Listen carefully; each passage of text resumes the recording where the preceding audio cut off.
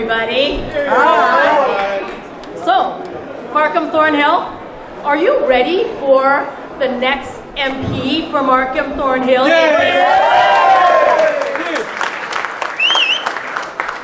So I agree with what everyone has said. Tim, I hope what you have seen here is what you are surrounded with day in and day out. You've got councillors from this riding who represent the very same constituents. You have neighbors in MPs, and as Jean says, the minute you walk on the other side of Steeles, it's Toronto. You walk a little south and then a little west, you've got Ali in Toronto. A little go further west, you've got Ahmed, and then you've got an incredible team here in York Region. But most of all, if you look at this room, you have got the very, very best people all standing with you to work alongside you for those very Canadians here in Markham-Thornhill, so that the challenges that you all deal with day to day is at your ears. The aspirations that is for you, your children, your grandchildren, is at your ears. The ability, they always sort of say that it takes a village. Well, this giant village of Markham-Thornhill is going to be all behind you as you take on that hard work that I know the country is going to need in your leadership, in that of Prime Minister Carney, in that of the entire Liberal team that is here, those who are seeking re-election and those who are going to win those seats. We are going to come back. We are going to come back with the confidence of Canadians, because the Prime Minister and this team is putting forward a choice for Canadians to fight for us to be resilient, to fight for us to be strong, to fight so that we have the best ability to have a Canada strong for years and years to come. I can't think of a better person to represent the people of this riding. Tim and I, have spent some time together, and I was telling him about the wonderful, wonderful, diverse riding that is Markham-Thornhill. And you see it in all of the faces that are here. And I really, I won't repeat what those have said before. I would say this to your friends and your family. Hold them near and dear and close, and it's so great to hear all of your stories. This job can get a little tough at times, and we have got some choppy waters ahead of us, and your friends and your family who are there for you, including your big Liberal family, are going to weather you through it day in and day out. But I have one ask of everyone. So we've got 22 days to go. How many people are going to go knock on doors for Tim Hodgson? How many people are going to make phone calls for Tim Hodgson? How many people are going to donate to Tim Hodgson? How many people are going to come out and keep knocking until your knuckles are sore for Tim Hodgson? We need everybody. Let's not take for granted at all that the people in this riding, I know firsthand, having spent time with you, they already love you. They love you because you love them. You give it all of your heart, and as everyone has said before me, you have answered the call of duty to serve your country. And I can't think of a more important time than today for you to do that. But he can't do it alone. To the EDA, which is the Riding Association as they're known, and you heard from Malian, there are so many here on the riding board and the volunteers that keep this riding going Liberal in the days and weeks and months of the year. So a big round of applause for them and their volunteer work and everyone that comes out to do that.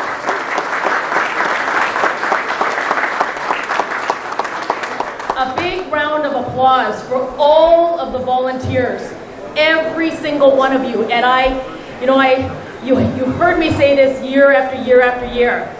Give a little, whether it's just a couple of hours a day. Give a lot if you're able to do that. give whatever you can, because it will take our village of Markham-Thornhill to get Tim Hodgson elected with a gigantic majority here in Markham-Thornhill. With that, my dear friends, this riding is in terrific, terrific hands with you and with everyone that is here and everyone in every single neighborhood, and your friends and your family on the Liberal team and your friends who are at the other orders of government. I think one of the things that we do particularly well here in Markham, which is why you see people come out the way they have, is that everyone truly works as a team. We know we have one set of constituents, and as a result, we work together. So my dear friend, you, Markham-Thornhill,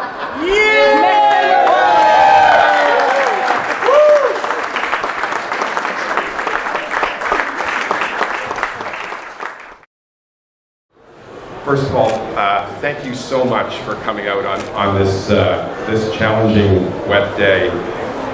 It's an honor and a privilege to stand before all of you and officially launch the campaign today. So thank you very, very much for coming out.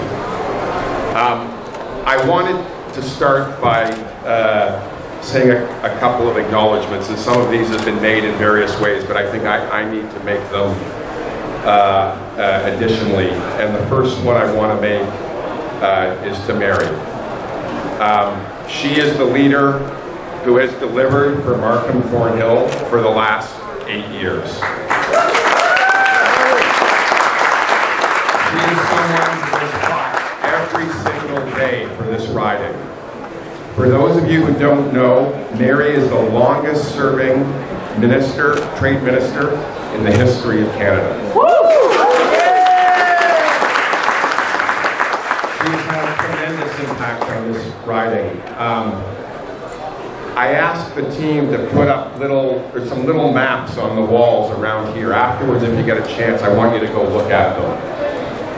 Because when I inherited the riding, people showed me a map of this riding, and there are little dots on that map which show all of the investments that came to this riding because of the hard work of Mary England. I want to tell you just about a couple of them. And if you read, you can read all of them, but I want to just highlight a couple. 11,451 residents of Markham-Thornhill now visit the dentist and get the dental care they need under the Canada Dental Care Program.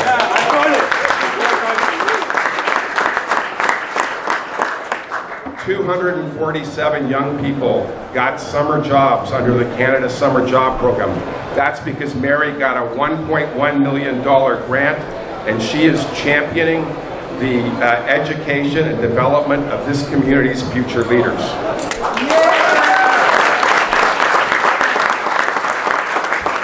This is a really important one. 1,640 new homes. I'm going to repeat that. 1,640 new homes are being built in Markham-Thornhill because her and the Liberal government got $59 million of housing grants for this riding. Mary, it is very, very tough shoes to fill. I am getting to stand on the shoulder of a giant, and I will not let you down. All right.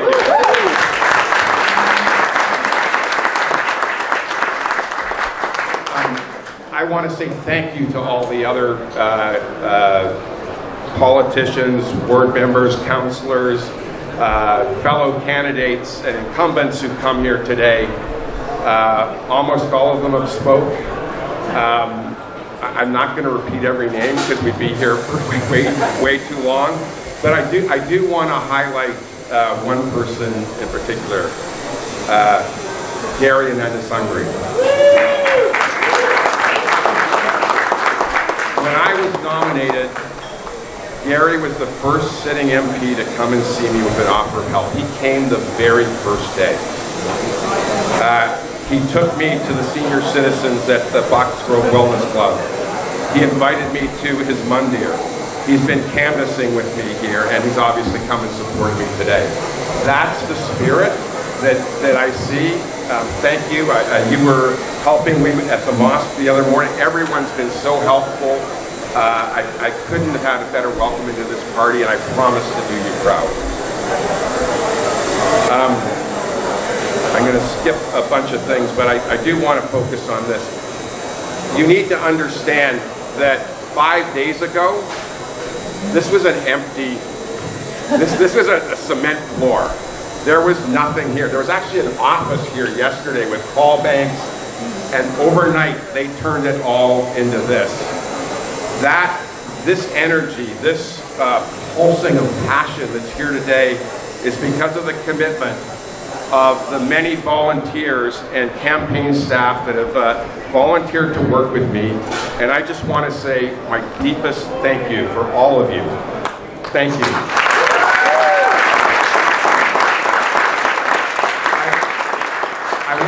I want to ask those people to put up their hands, okay? Anybody who's volunteered on this campaign, anybody who's made calls, anybody who's put out lawn signs, anybody who's contributed to this campaign in any way, please put up your hands. Please, please, please put up your hands.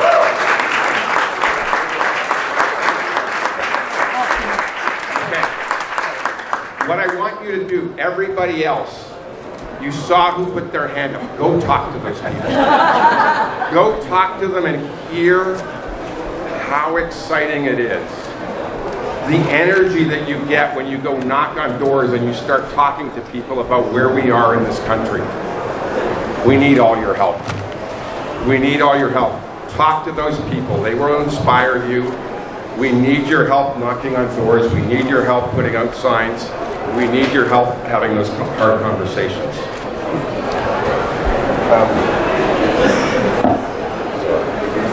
Grab a water.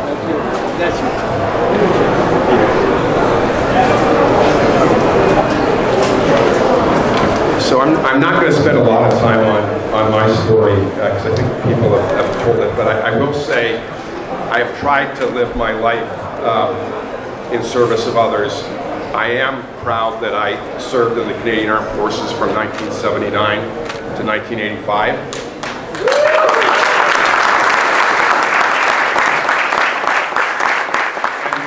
I'm proud that I had the opportunity to protect and oversee the pensions of 340,000 teachers here in Ontario.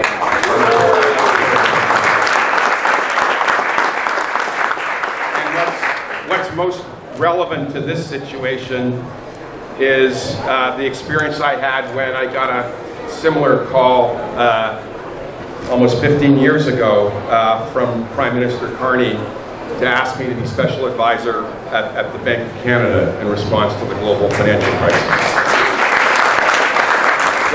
Those have all been very formative experiences for me. What I learned was the value of service, the importance of teamwork, and the satisfaction of working towards something that's bigger than myself. And that's where we are today. We all have something to do that's bigger than ourselves. You heard a little bit about my decision to run from Erica. I am not a politician. You probably tell I stand behind a microphone, a podium here. I've never aspired to public office, to be honest with you. But 2 weeks ago, I was in the Canadian War Museum with my personal heroes, the people who served this country. When I got a phone call that has changed my life.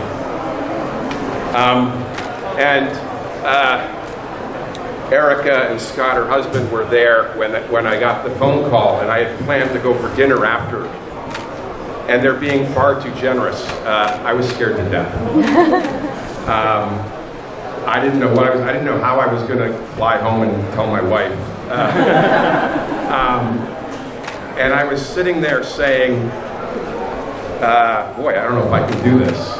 And Erica was saying, you don't need to do this, Tim. You've done lots. Other people can do this. Other people can stand up. You don't need to do this.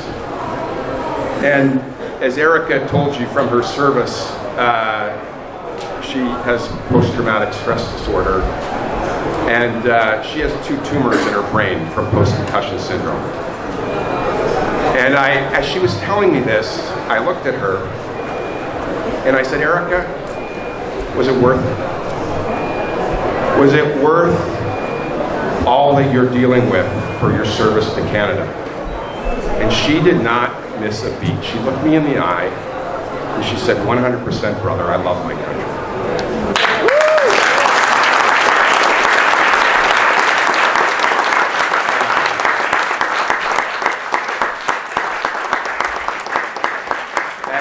At that moment, I felt very small. And I thought, I'm afraid of people calling me names. I'm afraid of having to go back and forth to Ottawa and messing up my family life. It's obvious what the right thing to do is. Donald Trump is declaring an economic war on this country. People who have the ability to help with that battle need to step up and do the right thing. And that's why I'm here.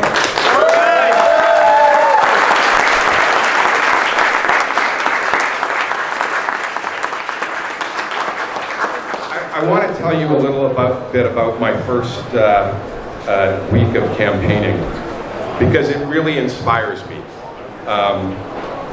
We've been out knocking on doors, sitting down with people, visiting mosques, visiting mandars, visiting churches, visiting senior centers, and we've been talking with people.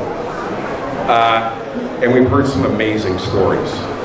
Those stories have inspired me about the hope that's in Canada. And I want to just tell you 2 of those stories.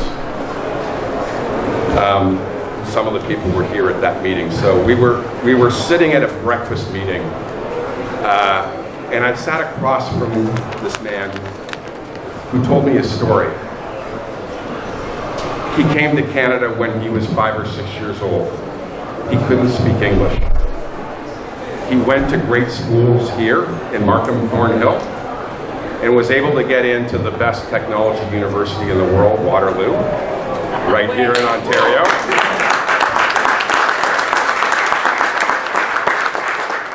And today he runs his own software company, and he employs hundreds of people here in Markham-Thornhill. And he looked at me and said, Tim, if I was still in the country of my birth, I would be dead. My government would kill me. I love this country. How can I help you? That inspires me. That inspires me.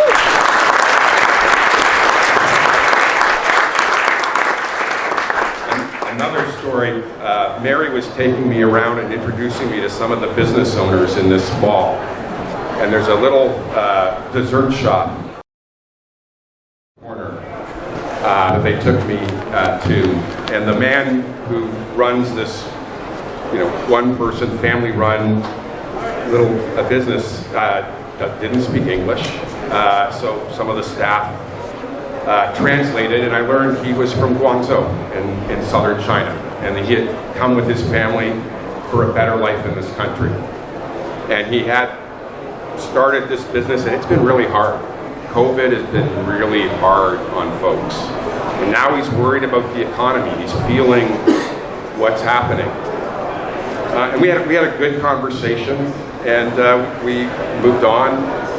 And a day or 2 ago, I was thinking about what I wanted to say today. I go hide sometimes in the food court to do my thinking. And I'm sitting there working away, and I get this tap on the shoulder. And it's this gentleman, and he hands me a cup of Chinese tea. And he says, good, make you strong. And I was fumbling around looking for some money. And he said, no, thank you, Canada. That inspires me.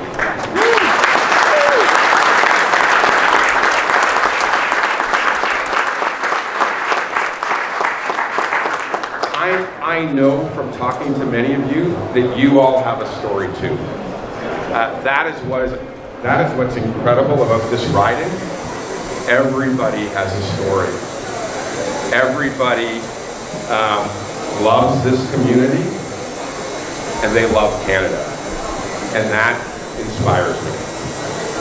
So fellow Canadians, it's time to do our part. Canada is at a crossroads. As our Prime Minister likes to say, Donald Trump wants to break us so he can own us. We will never be the 51st state. Never.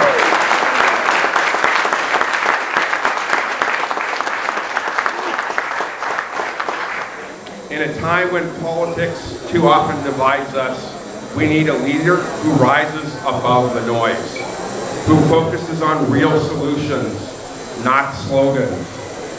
I've had the privilege of working alongside our new Prime Minister. I've seen firsthand the kind of principled, courageous leadership he brings. Mark Carney is not afraid to stand up to bullies.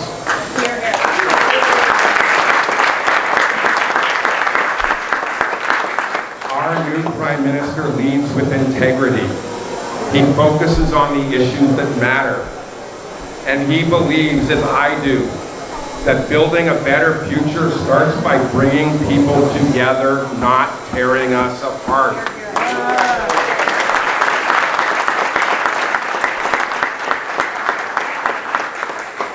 So, this is the most important election in all of our lifetimes. As you've heard from Mary, we're asking you all to do your part. Please vote. Please go out and vote. Please volunteer. Knock on doors. Come here and make calls.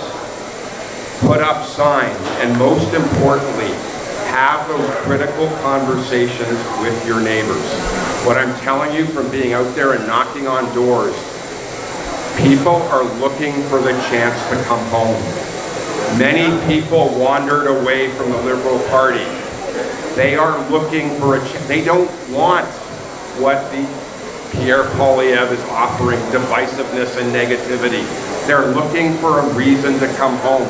They just need a conversation.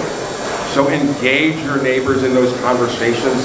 They will come home, we will get a majority, and we will beat these guys.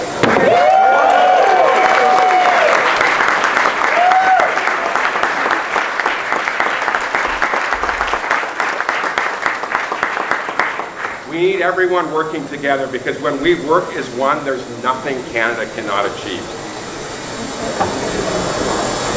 So before we hand it over to the closer, Colleen, before we hand it over to the closer, I have two more acknowledgements I need to make.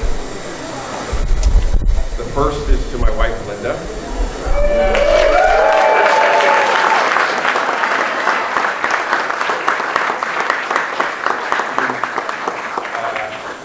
You've agreed to go on this journey together. Thank you.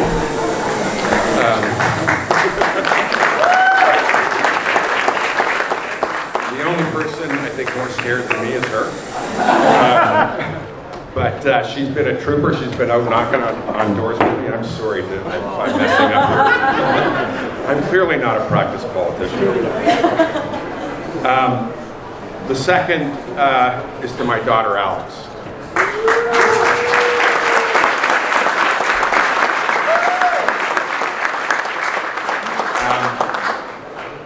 She makes sure her father always stays grounded, which means that she usually tells me everything I'm doing wrong. But she has been my conscience, my soul, the person who keeps me on the straight and narrow. Thank you for your support, Alex. So with that, I'm going to close with my favorite new refrain, and I want you guys to join in. Elbows up. Elbows up, Markham-Thornhill. Elbows up, Canada. Thank you.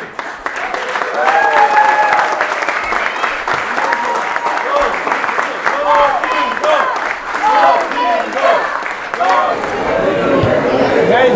Can we do an Elvis up one?